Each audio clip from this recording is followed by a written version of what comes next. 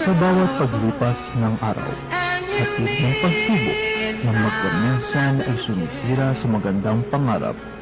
Ano man ang iyong pagkatao, noon at ngayon, huwag kang padadala sa mga pangyayari, sapagkat sa bawat balaki ng likha, kasama ka, kaibigan. Araw-araw, Lunes hanggang Biyernes,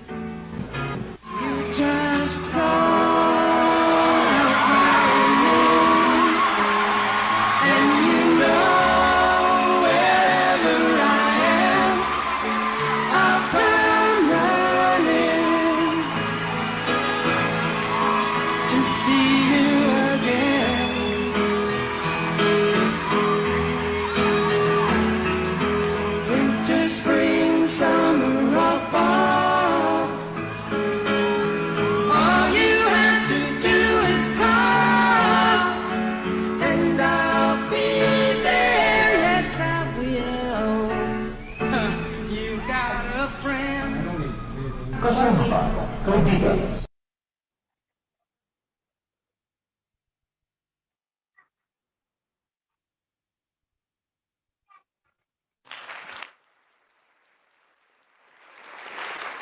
All you have to do is call my name and I'll be there. Magandang araw, Pilipinas. Good day, world.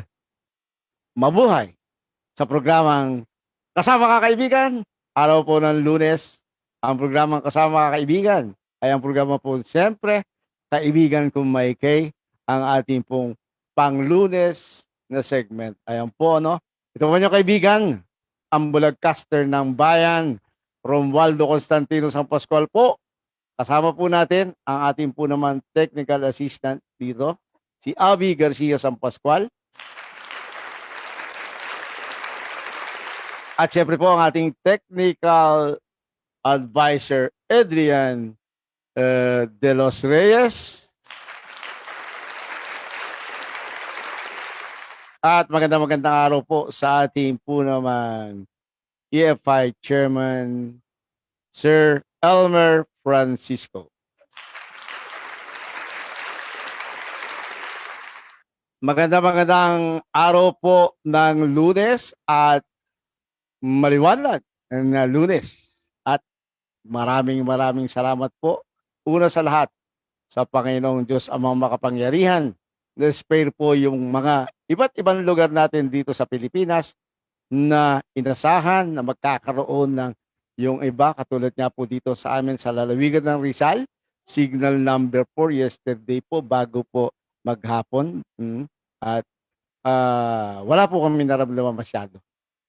Ano po, kaya talaga pong napakamabuti po ng ating Diyos sa makapangyarihan sa lahat, sapagkat marami pong lugar dahil na siguro ano po sa awa sa ating Panginoon Diyos sa makapangyarihan. May COVID-19 na, sasalantain pa ng napakalakas na bagyo, signal number 4 sa ibang lugar, 5. Aba talagang yan po ay sa pamagitan ng sama-samang pagdarasal ng ating mga kababayan. Kaya po, thank you very much, Lord Jesus. Ayan po, no? Talagang malakas ang mga Pilipino sa ating Diyos Amang Makapangyarihan. At yan po, binabati natin, siyempre, si Architect Rizal Morales, isang advocates po para sa kapakanan ng ating persons with disability. NCDA Executive Director Emer Rojas. Magandang araw sa iyo.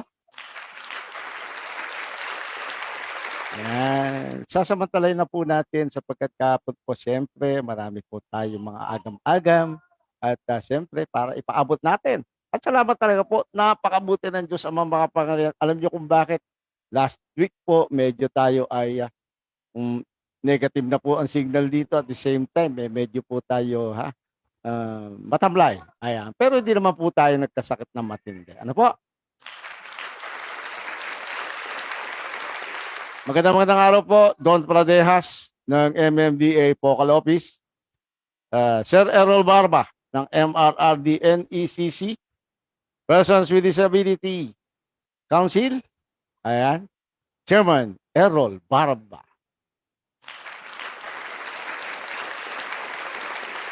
At sa lahat, Ma'am Cristel, ayan po naman, siyempre, di makakalimutan, ano.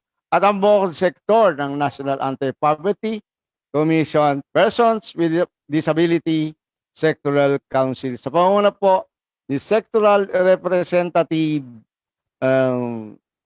Ma'am Garcia. Ayan, Ceballos Garcia. Ayan po naman.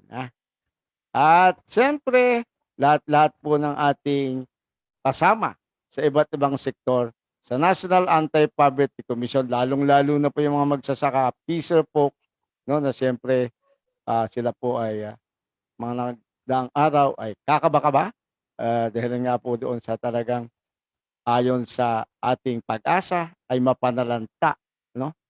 Ang ika nga po ay talagang dapat ay paghandaan mabuti ang ating pong kapaligiran dahil nga po doon sa napakalakas na senyales na ipinakikita ng bagyong Rolly. Ano po? But sa kabutihang palad, mahal po talaga ang Pilipino ang Diyos Amang makapangyarihan sa lahat. No? Siyempre po, iniingatan tayo. Kaya napakabisa po nung sama-samang pagdarasal po natin, lalo na po sa inaharap natin ito, yung COVID-19, no? Nakaraan tayo sa bagyo, abay talagang na-save po tayo, maraming lugar, no? Hindi naman po talaga ganon katindi ang nangyari, no? But sa ibang lugar po talagang, ayan po siguro, ingat-ingat, katulad po ng mga merong naging mga biktima, no? Maraming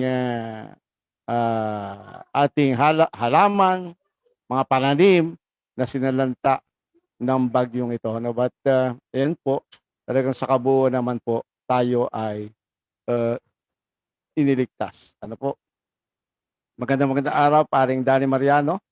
Ayan. At Consel Boy Salen, Edmund Di Dios, Ed Pilapil. Ayan.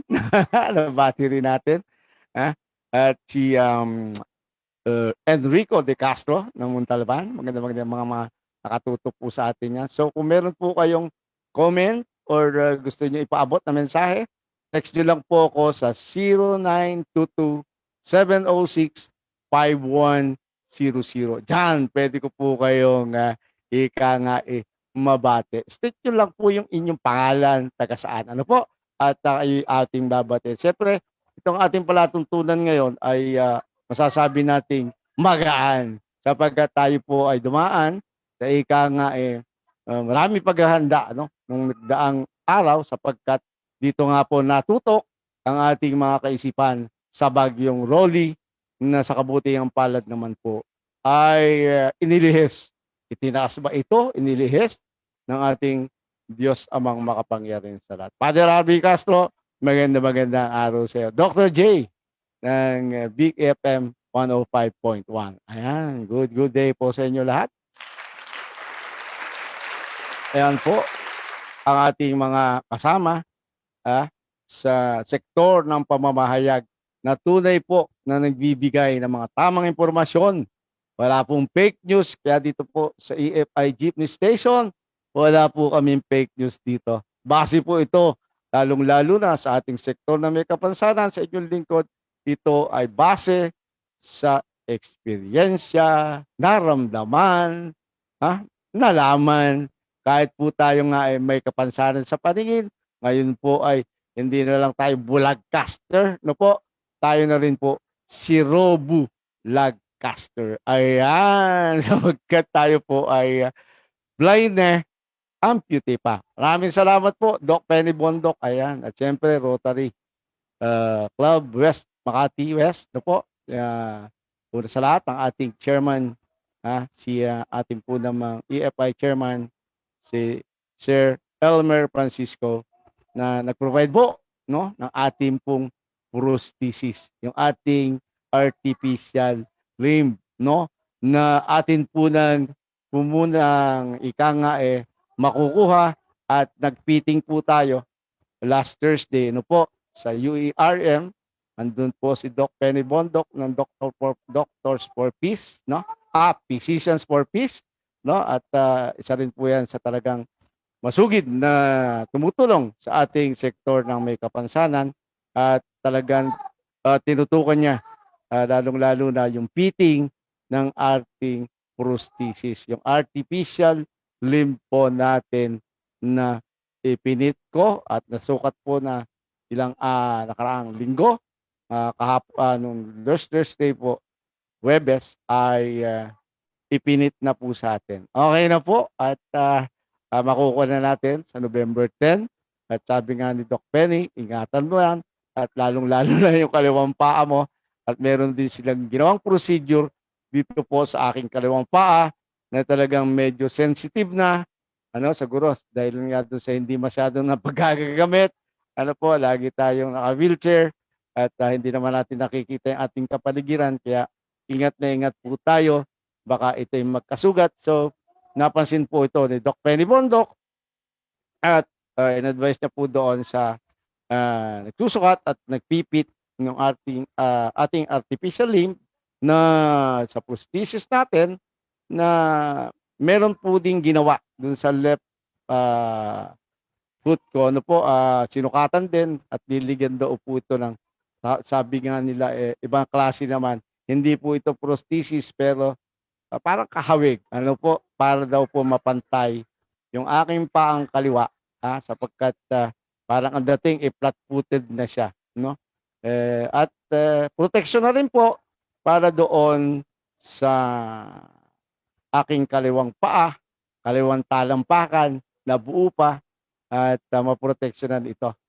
Kaya maraming salamat po talaga Doc Penny Bondok, Physicians for Peace, UARM, at siyempre si ating Sir Elmer Francisco ng Rotary Makati West. Yan po naman siyempre, ang ating tunay na pagmamahal sa ating sektor at sa lahat po ng mga tumutulong sa sektor na may kapansanan. Mabuhay po kayo. Keep safe po, stay healthy. At dun sa ating pong mga kasektor, ipakita natin po na yung mga tumutulong sa atin, no, lalong-lalo na yung nagbibigay ng pagkakataong pangkabuhayan, pagkakataon po tayo ma-mainstream sa lipunan, sa edukasyon, sa trabaho, lahat po ng marami na sa atin na sa iba't ibang larangan ng buhay. Kahit tayo ay may kapansanan, panatiliin po natin mga kasektor ko sa ating sektor na may kapansanan na itaas po natin ang antas ng ating pamumuhay na hindi po tayo laging, sabi nga po, tapos na yung panahon na yung tinatawag na yung dole out mentality, yung lagi na lang po tayo yung welfare, no? Tayo naman po sa panahon ngayon, yan po ang ating isang panawagan sa ating kasektor. Tayo po ay kapartner na ng ating pamahalaan, anumang ahensya yan, at ng ating buong lipunan. Partner na po tayo. Kaagapay, hindi na po yung lagi noong mga dating nagdaan na tayo po ay pag nakita, parang ang tingin, nakalahad na po ang mga kamay. Pero sa ngayon po, nababago na lahat-lahat po ng katulad lang po dito, itong COVID-19, itong pandemic na ito na talagang marami po sa atin yung naapektuhan. Hindi lang po marami, talagang buong mundo ay naapektuhan ito. May kapansanan, matanda, bata, edukado, lahat na ay talagang walang pinaligtas. Itong COVID-19 na ito, ayan, talaga kung pwede lang kitang mawala sa pamamagitan nito, yan ay gagamitin ko sa iyo. Kaya lang baka makadisgrasya ako, di ba? Baka tuhumit mo yung concern dahil hindi na po tayo nakakakita. But hindi po natin gagamitin yan. At panalangin lang ang pantapat sa iyo. At siyempre po, yung mga naatasan na tumuklas ng mga bakuna, gamot, yan ang ating ding ipagdasal. Yung ating mga frontliners, no? Na kaya po yan ay bahagi ng ating binibigyan ng importansya. Alam niyo po yung mga frontliners natin, lalo sa pandemic na ito, ha? Yung pandaigdig na krisis, pangkalusugan, ay masasabi po natin, pag hindi po ito nagkaroon ng solusyon, kamatayan. At yung iba po, pwedeng maging may kapansanan. Tayo po, sa lahat ng sektor ng lipunan, tayo po yung may battle cry na ano, ha? Wag na pong madagdagan. Na po pwede naman po na wag nang madagdagan ang mga may kapansanan sa mundo. Paano po? Yan, maiwasan ang gera. Ayan. Ha? Yung pambansang krisis, pangkalusugan katulad nitong COVID-19 na ito. At syempre, dapat po din ay ang ating mga tinatawag na yung kagagawa ng tao na pwedeng ang resulta ay kamatayan at kapansanan para sa tao. Ano po ito? Gera. Ayan. Dapat po, ha? Peaceman. Di ba? Peaceman. Peaceman po tayo, no? Pangkapayapaan. Iyan po. Dapat pag nakita, umuwa. Ayan. Di ba? Napakahalaga po niya. At lagi na, ito nga pong panahon na may itong pandemya na ito, itong COVID-19 na ito, ano, napapansin natin na naging, kumbaga, makahulugan, mahalaga. Yung nagkaroon tayo ng mga quarantine na ito, no? PCQ siya, anumang Q, mas masarap kung banana Q na lang dyan or barbecue. Pero pag yung PCQ, MCQ, o ano-anong Q, no? Quarantine pala ang kahulugan, yan po ay maiwasan na. Ha? Tayo po ay sumunod, ha? Sa ating pamahalaan, Department of Health, yung Interagency Task Force para po sa paglaban sa COVID-19 na ito. Sundin natin yung mga protocols. Magsabing, wag munang magsilabas dyan sa inyong lagat, kinalalagyan, total lockdown na tinatawag, sundin po natin, ha? Lalo sa isang barangay, para mas madali pong i-contain o mapiho, malaman, masugpo ang COVID-19 na ito. Siyempre, piho natin antimano, contact tracing, saan po ba nanggaling? Ayan. O di siyempre, quarantine muna tayo. Ayan. Self-quarantine o anuman, wala naman, meron bang forced quarantine? Meron. Pagka siyempre apekto sa lahat po ng ating mga kababayan. Kaya yan po ang ating pong bibigyan ng importansya ngayon, no? Na tayo po ay nabigyan ng pagkakataon sa loob ng isang oras na magkaroon ng programa dito po sa EFI Jeepney Station na binabanggit ko nga po. Maraming salamat. Sir Elmer Francisco, kila Ed de los Reyes, yung ating mga nakasama, sila John B. Javier, na sinundan natin palatuntunan, makikiraan lang. Ayun po naman, ano? Di ba? Napakaganda po ang kasama-sama nating katatagan at pagbibigay ng importansya sa ating po namang mga programa dito sa ating himpilan. Ano po? Ayan, mukhang nalaglag ang ating siguro kaya ayos na lang yan ni Ate Abby Garcia sa Pascual, ang ating po namang technical assistant dito po sa ating maliit na tinatawag na studio dito sa ating bahay. Ano? Kaya ayan po ang ating kita nyo siguro sa background. B, nandito ko ba sa likod ko? I-focus mo na lang yung camera siguro. Mas dito na lang sa sa aking para mawala na yung background siguro. Siguro makita naman ni Sir Ed dyan. Baka ligyan tayo nung virtual background dito po naman sa ating palatuntunan. Kasama ka kaibigan, siyempre, Ano, 'di ba? Kaya yan po ang ating mga pinapanawagan. Sabi ko nga po sa inyo, kaibigan, kung may kay araw po ng Lunes, ginaanan natin sapagkat sa mga madaming mga ah, sa nakaraang linggo, nakaraang mga linggo-linggo pa, ah, sa dako-dako pa roon, talagang alam niyo naman ang ating mga kababayan, tayong lahat ay kakaba-kaba, may agam-agam, kailangan ba 'pag binuksan na ang mga empleyo, trabaho, ay makapagtrabaho. Siyempre nandiyan dun, mga kababayan, yung ating iniisip na baka tayo mahawa, 'di po ba? Pero kung sa akin po, siguro susunod lang po tayo sa mga protocols, no? Yung mga sinasabi na maghuhugas ng kamay, i-sanitize yung kamay, kung ano man nahawakan, lalo po yung mga cellphones natin. Huwag niyo ipahihiram. O kaya naman, yung iwasan din katulad po daw sa mga pampublikong transportasyon, 'no, ay, 'wag gagamit ng mga cellphones, 'no? 'Yan po.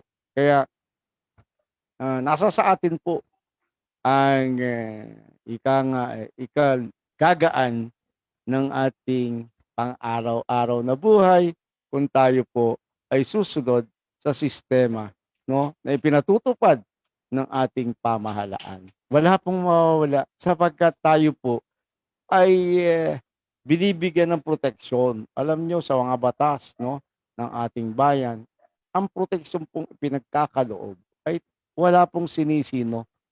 Lahat po ang batas ay may pakinabang ang lahat po ng mamamayan ng isang bansa.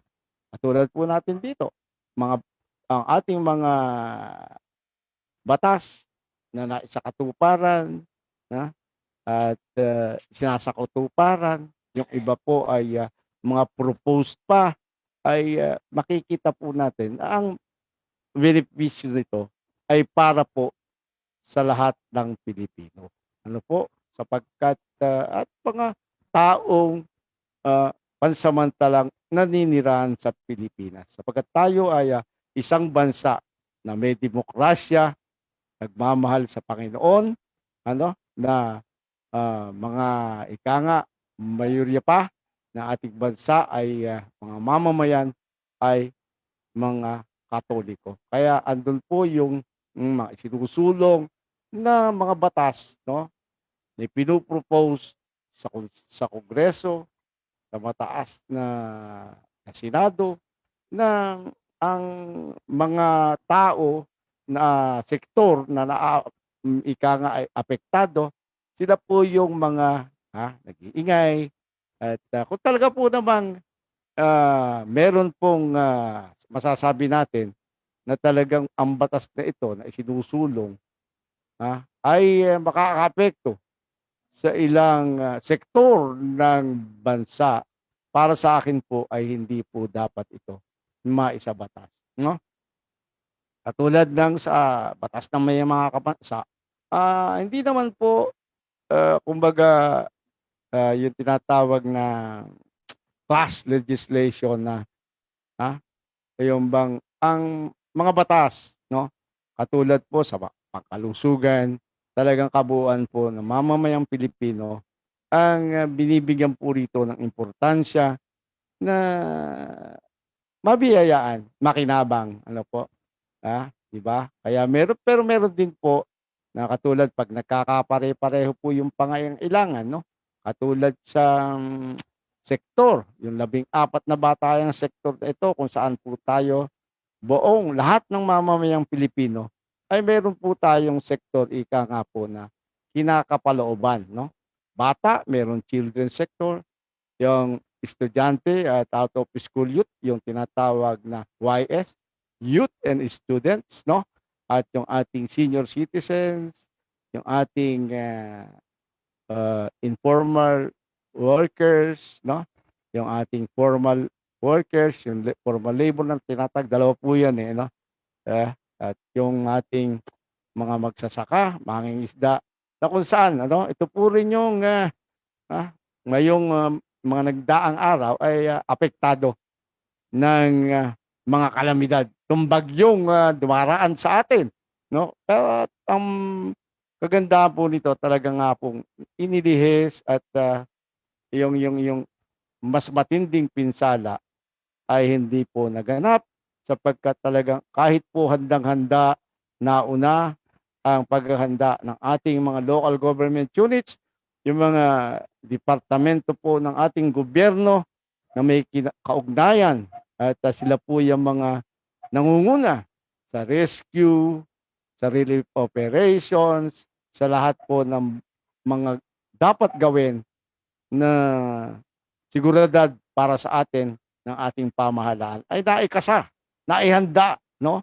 But sa kabutihan palad, hindi po natin to sa ilang lugar ay hindi masyado pong nagamit sapagkat yun, hindi po naman pag ano na natin yan na savings, siyempre araw-araw po dapat tayo ay handa sa anumang darating na kalamidad.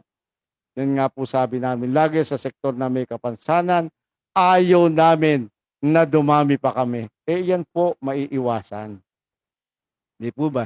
Sapagkat kung tayo po ay magkakaroon una responsibilidad sa ating sarili at responsibilidad sa kapwa, yung tayo ay may malay, no?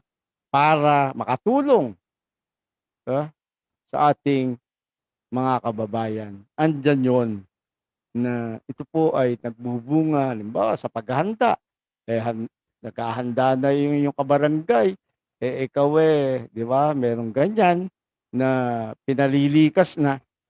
Halimbawa, tabing ilog o kaya mga landslide prone areas na pag matindi ang ulan ay lumalambot ang kalupaan. Ito yung mga malalapit sa bundok. Pag merong pong warning or kayo ay sinabihan na, wag na nating intayin yung forced evacuation pa. Wag matigas ang ulo. Doon po nagkakaroon ng maraming mamamatay, nagkakaroon ng kapansanan. Sana po yung mga gagamitin, katulad halimbawa kung maiiwasan ang pagkakaroon ng kapansanan dahilan po doon sa mga natural na kalamidad, no? Dahil sa pag-iingat, paghahanda ng ating pamahalaang nasyonal hanggang sa barangay level po, ay meron pong mga paghahanda, may mga drill pa yan na dapat po, wag nating ipagsawalang bahala. No, wala yan. Mga ganun po kasi maririnig nyo. Wala yan. Pero pag dumating na, yung akto-akto, lahat na po natawag. Ang hindi lang natawag, yung nasa tabi niya. Hindi po pa. Kung tayo po, sa una pa lang pagpaplano, kabahagi na tayo, hindi po natin masasabi na tayo ang lakas-lakas. Di ba? Merong pangyayari. Iba nga lang po, naglalakad lang. Dahil sa kawalang malay, walang pakailan. May nadaan ng bato na madulas, tatapilok. Buti kung magkakaroon lang ng bali. Di ba? Putok lang ulo. Kung matuluyan tayo, ano nangyari sa atin? Hindi po ba? Kaya yan po yun. Hindi po natin dapat ipagsawalang bahala yung mga preparasyong ginagawa ng ating barangay, ating bayan, lalawigan, buong bansa natin. Kaya yan po ay ating pinasadahan. Napag-isip-isip ko, more or less, mga 1 linggo din po ako na hindi nakapagprograma. Yan yung ating pong napag-ikangain, napagmuni-muni, no? Na talagang kung ang isang tao ay may malay susunod, no, sa patakaran, no, lalong-lalo na yung patakaran ng ating pamahalaan, na ang problema pagka may nangyari, isisisi pa sa ating mga namumuno na hindi naman po dapat sapagkat sino po ang nagsawalang bahala? Di tayo. Sino yung wala yan, bayaan mo yan, di ba? Kasi ang thinking po, kaisipan, malakas siya. Wala pong malakas. Kaya Pag dumating na po yung andyan na, ah, katulad ng mga nagdaang matitinding bagyo, may aral na tayo dyan. Lalo itong mga preparasyon natin sa paglindol na sana, di ba, buti na lang po ay talagang nabura na, no? Ah, sa inaasahan sapagkat tayo nga po ay pinagpala, no?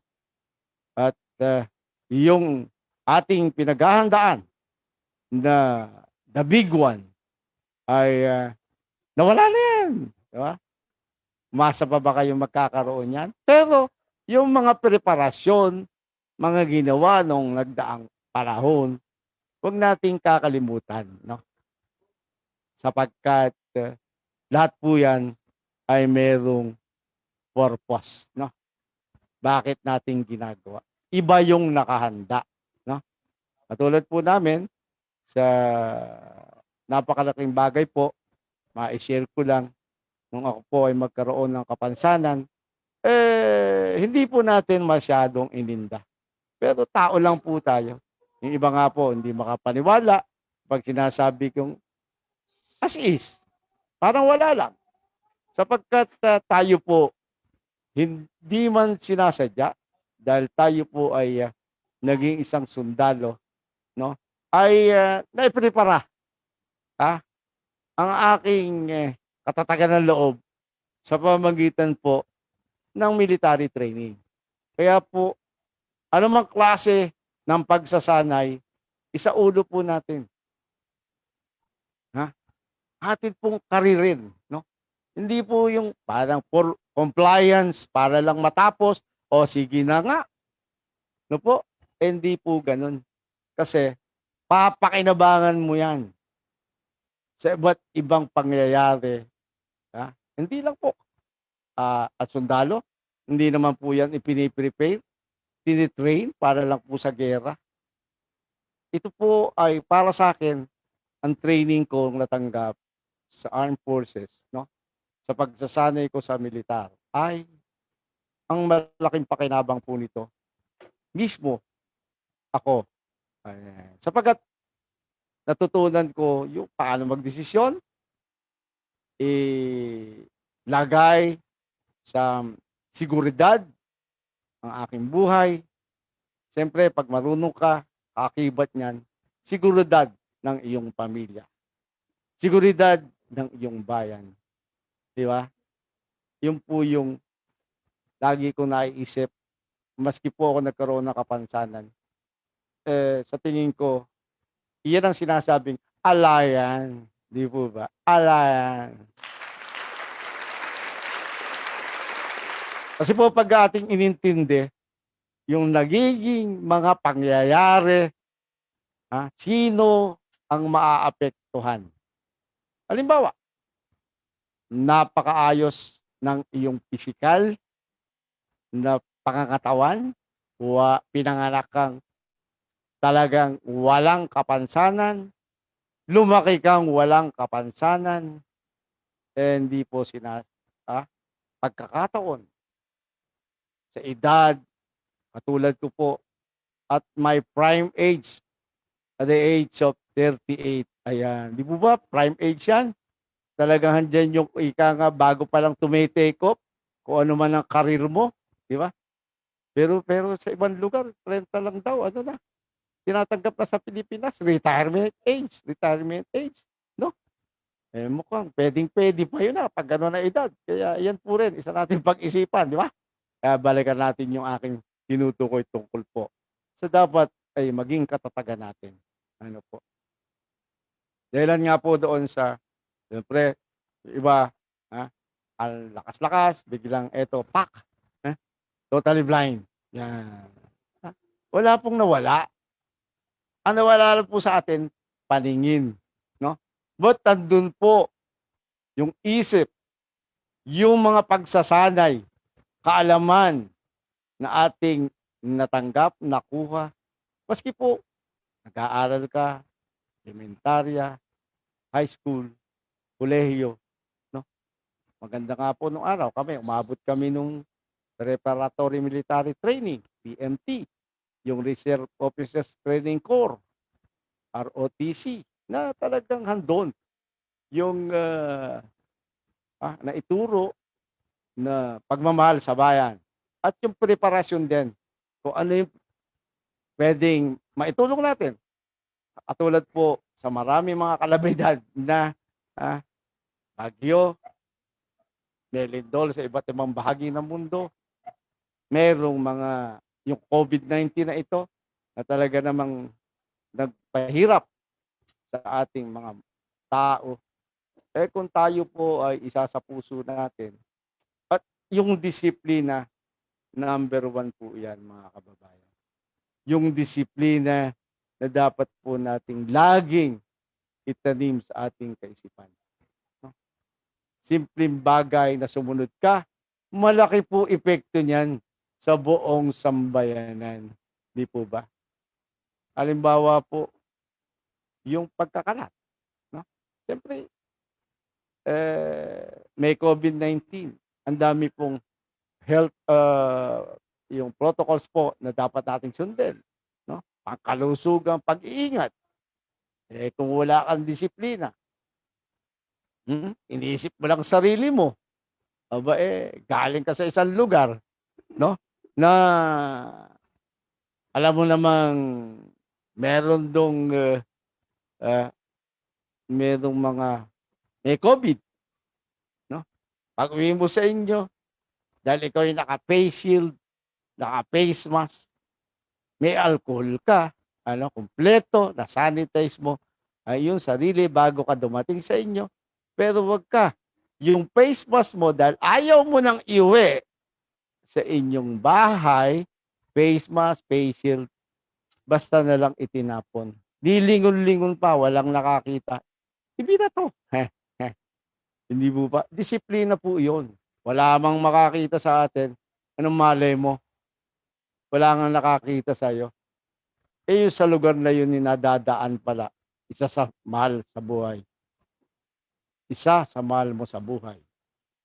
Na sa paglalakad din, natalisod niya ito. Hindi ba yung patient? May hard plastic yan. May posibilidad yan na kung talagang accident, lasa ba ka sa gedli? Pwedeng pagtapak mo dyan, naglalakad ka. Pumilantik yan. Pumunta sa mukha mo. Di ba? Kasi hard plastic to. Di ba? Parang spring yan. Boom! Eksakto sa mukha mo. Andun pa pala yung virus na dala-dala mo. O sino na apektuhan nito? Di ba? Di ba? Di ba? Ayun po ang sinasabi natin. Na talaga namang, problemang malaki yan. No? Ayan. Di ba? Yun po yung kawalan ng disiplina sa sarili, kawalang pakailam sa iba, yun po yung pinakamahalaga. Lutong-luto tayong mga Pilipino sa ngayon ng mga paalala. Kahit ka saang makinig na himpila ng radyo, manood sa himpila ng telebisyon, social media, iba't ibang social platform, no? Ayan, media platforms, no? Binabanggit po yung mga paalala sa atin ng ating pong mga otoridad, ng mga namamahala po sa ating pamahalaan. Kaya yun po ang ating araw ng Lunes. Happy listening po nga po pala sa ating po namang Wounded Soldiers Agriculture Cooperative. Kooperatiba po ito ng ating mga kasamaang sundalo na kung saan inyong likod ay isa rin pong membro. Magandang araw sa iyo, Lieutenant Jerome J. Hakuba, Philippine Army Infantry. Ayan. Sa pong kasama natin sa sektor, hanggang sa ngayon po ay naglilingkod pa in active service diyan po naman sa hukbong katihan ng Pilipinas kung saan siya po ay naka-assign dito sa Department of National Defense sa Campo General Emilio Aguinaldo na kung saan po ay siya rin ang namumuno sa Project Kapagdaka ng Department of National Defense at siyempre po ng Wounded Soldiers Agriculture Cooperative. Napakaganda po nung mga progreso nangyayari sa ating mga membro ng Wounded Soldiers Agriculture Cooperative. More or less 2 years pa lang po ito, no, na i-organisa, but makikita natin na matagumpay na po, mga kababayan, sapagkat meron na kaming nakikikami kundi siyempre bahagi po tayo niyan. Meron na po kami sa Wounded Soldiers Agriculture Cooperative ng isang farm, no, na pinagkaloob po ng ating pamahalaan na pagyamanin ng kooperatiba. Diyan po naman sa Nasugbu, Batangas. Andyan po. Meron na po tayo diyang mga livestock, no? Yung mga livelihood projects po ng Wounded Soldiers Agriculture Cooperative. Meron din na po ngayon tayo dito sa Campo General Emilio Aguinaldo na pinagkaloob din ng Armed Forces of the Philippines, no? Ang isang lugar doon na kung saan po ay merong restaurant business ang ating pong Wounded Soldiers Agriculture Cooperative. Ano po? Congratulations! Kaya yan po yung ating gustong idiin. Ano man po ang mangyayari sa atin, hindi pa po tapos. No? Go on. Di ba? Move on. Sapagkat, wala po namang para tayo po ay maging maproblema. Halimbawa, sabihin na natin, nagagawa naman. Kaya, ako po ay nagsasalita sa impilang ito sa programang Kasama Kaibigan. Yung sinasabi ko po ay experience ko. Di ba? Kasi po yung iba, no? Naputulan lang ng buhok. Hindi napaganda, putol. Ano nangyari? Ay, pagharap sa salamin. Ay, ang pangit. Ay, hindi na muna ako lalabas. Magandang trabaho. 1 linggong hindi pumasok dahil sa putol na buhok na hindi nagustuhan sa kanyang pagpapagupit. Natanggal. Di ba? Nakakalungkot. Sino naapektuhan? Ikaw, ma'am, sir. Pero kung ito ay titignan mo sa pananaw na ito yung sinasabi na alayan. Di ba? Hindi yung matuwid yung tinuturo sa'yo. Binibigyan ka ng kaalaman. Babanggitin mo na. O kaya kahit po pabiro. Halimbawa, ito ang gagawin nyo pag ganito ang dumating. Halimbawa, umaapaw na yung ilog, nasa tabing ilog kayo, sa tabing dagat, baka magkaroon ng typhoon surge, ganon, lumaki yung alon, mag-evacuate na kayo. Ano mo sagot? Mga pilosopo, alayan. Wow. Alayan. Pero pagdating na po nung akto-akto, nakakakita na ng dambuhalang alon sa tabing dagat, gumuguho na ang lupa, no? Sa tabing bundok, hindi nag-evacuate, dinedma pa yung rescuers, sinabihan pa ng alayan. Eto ngayon, nag-iiyakan. Bakit daw sila pinabayaan ng pamahalaan? Tama po ba yun? Laging nakatutok ang problema sa pamahalaan. Ang mismong problema, minsan po, galing sa atin. Ano po? Di ba? Kaya yun po. Kaya sinasamantala at pinagsasamantalaan ko na ang binigay sa ating oras, no? Sa pagpuprograma dito po sa EFI Jeepney Station na ma-share ko. Ano man yung sabi nila pag sinabi ko, nakita ko. Paano mo nakita bulag ka? Pag tinanggap mong bulag ka, talagang bulag ka. Ano? Ang bulag po, we walk, yung sabi nga, walk in faith, not by sight. Yan. Kami po ay nakakapaglakad. Pati kayo. Baka bulag lang sa inyo po, literal mata o utak. Di ba? Yung po ang nakakalungkot. Tapos sasabihin, buti pa siya. Anong buti pa siya? ha? Hindi naman natin pwedeng sabihin na, di ba? Sasabihin, bulag ka na nga kaiingitan ka pa. Yabang mo, men. Pero yan po, ay mararamdaman nyo. Bakit po? Kasi wala kang ginawang tama para sa kanila. Kasi, bulag. Di ba? Ganun po yun eh.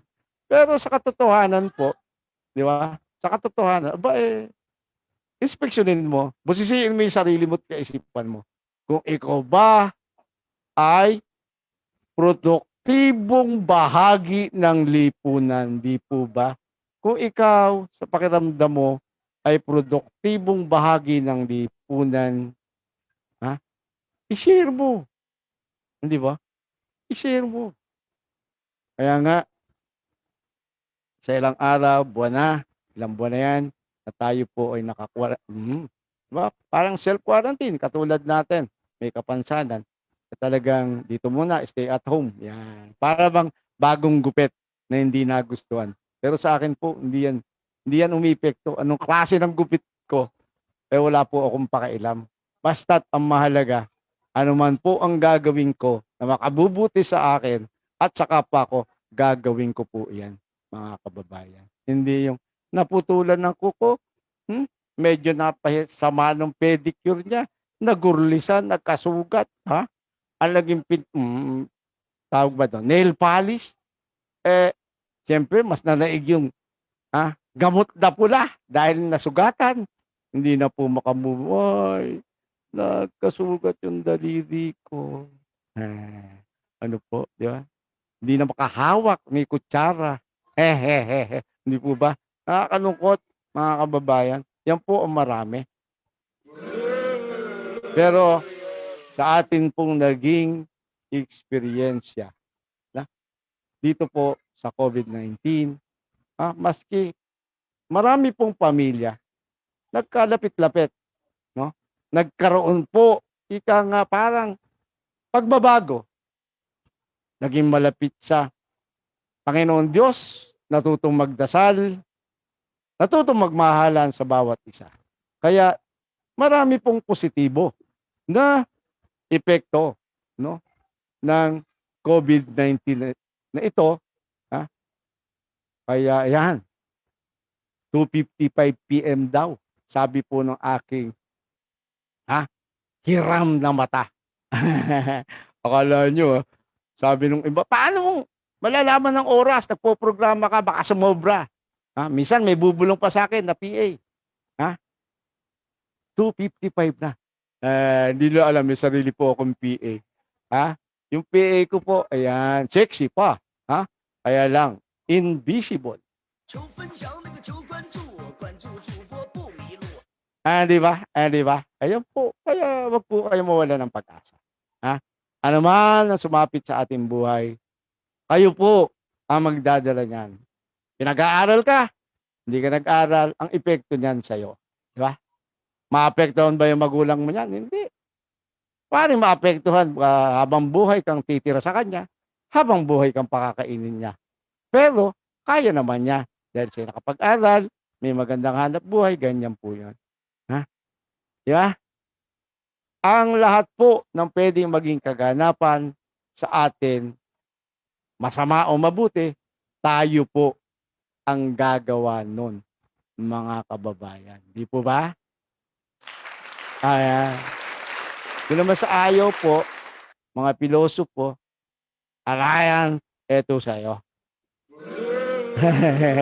Di ba?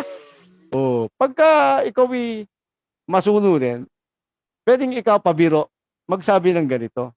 Doon sa kabiroan mo o kaibigan mo na puro hinaing, daing, reklamo, din kayo magkikita.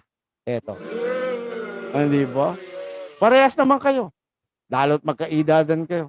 Sabay kayo, pinag-aral ka ng magulang mo, siya pinag-aral din. Nangyari. Nauna Alam nyo, marami yung ganyan eh. Alam nyo, yung sarap ng buhay, bata ka pa. Ha? Okay yan. Di ba? Pagdating nung may edad ka na, may pamilya ka na, asa na. Edo, ito na naman ang dadating sa'yo. Bibili ka na kaibigan mo. Panay ang reklamo. Eto. Di ba? Ayan po. Kaya nga marami po si Carmel ba, bulag ba talaga yan? Ba't parang wala? Wala po talaga. Ha? Kahit ano man po, may problema, may konting nararamdaman, sandali lang po yan. Kapagkat kung bababaran mo yan, yung problema na yan, yung nararamdaman na yan, eto. Hindi ba? Pero kung iyan ay lahat pagdadaanan mo't iiwan, ito ang matatanggap mo. Di ba? Ayan po yun. Napakasarap po. Di ba? Sa maliit na pamamaraan, ano man po mangyayari sa atin, ma-share natin sa ating kapwa. Lalong-lalo na po yung nawawala na ng pag-asa. Ano po? Ako po, hindi ito fake news, sabihin ko sa inyo. Parang pagyayabang na yan. Nagagawa, di ba? Maraming nakakagawa, hindi lang po ang inyong lingkod. Meron pa nga po akong na-meet, no? Diyan sa pag-aaral ko ng digital literacy ko, no? Sa Resources for the Blind. Ha? Bulag na po siya, totally blind. Bingi pa. Pero kaya niya. Alam nyo? Nag-aral po siya. Kasabay ko ng digital literacy. Sabay po kami umuwi. Siya po mag-isa. Ako noon sinusundo ng aking personal assistant. No? Pero siya umuwi po ng Mandaluyong. Minsan niya nag-offer siya sa akin. Nakita niya doon sa akin nung nakatira pa ako sa Camp Aguinaldo, sa barracks namin sa Armed Forces Radio. Ano po? Inalok niya ako, Kuya Ruben, para baka pwedeng kahit pa paano mabigyan mo ako ng trabaho. Alam niya, siya daw maglilinis, ganun. But tayo po ay na-engross masyado sa ating pagtalakay at pagbibigay ng komento at paalala sa ating mga tagapakinig. At sumapit na naman po ang pansamantalang pagpapaalam. Ikatlo na ng hapon ngayon, pinaalala sa atin ng hiram nating mata. With that, salamat kay Adrian, Abby Garcia San Pascual. Salamat din po kay Ed De Los Reyes, ang ating technical director. Sa ating chief, Elmer Francisco. Diba niyo kaibigan, ang bulagcaster ng bayan para sa programang Kasama Ka, Kaibigan. May kasama ka kapatid.